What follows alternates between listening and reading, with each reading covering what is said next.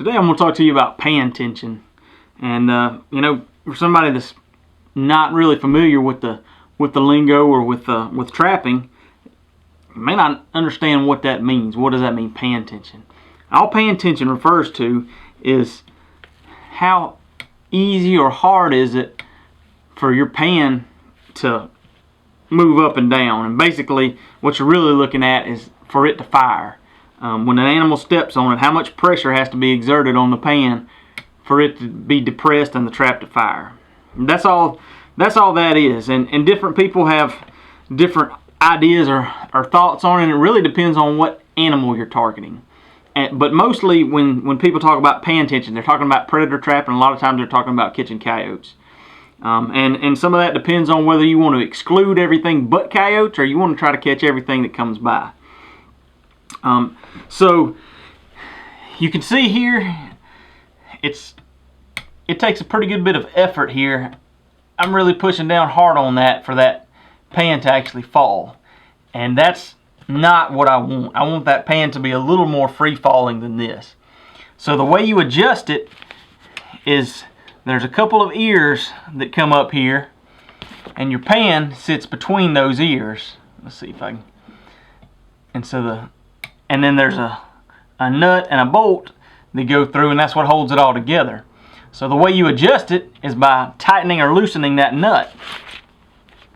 And some traps will have a Phillips head. This particular one actually has a flat head. And I like to keep a pair of pliers and a Phillips and a flat head in my trapping bag, just so something happens on the trap line and I need to try to adjust my paying tension for a particular trap. I got everything I need there. So you know, it's pretty straightforward. You know, all you do is just grab the nut and twist the screw, right to tighten, left to loosen, and then you can see that's much different. It's falling on its own.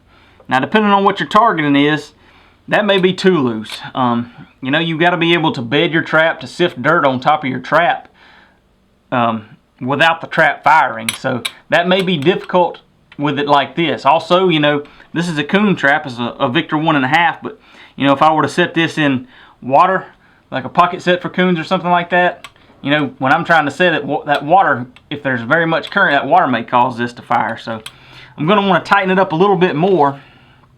And there are tools that you can use, you can buy, that'll actually tell you how many pounds it's requiring to make your pan, you know, how many pounds of pan tension you've got. You might have 1 pound, you might have 5 pounds. You know, the heavier the pan tension, the larger the animal that you're targeting, you know, the heavier the animal that it's going to be. So if you've got 4 plus pounds of pan tension, that's a pretty good bit of pan tension.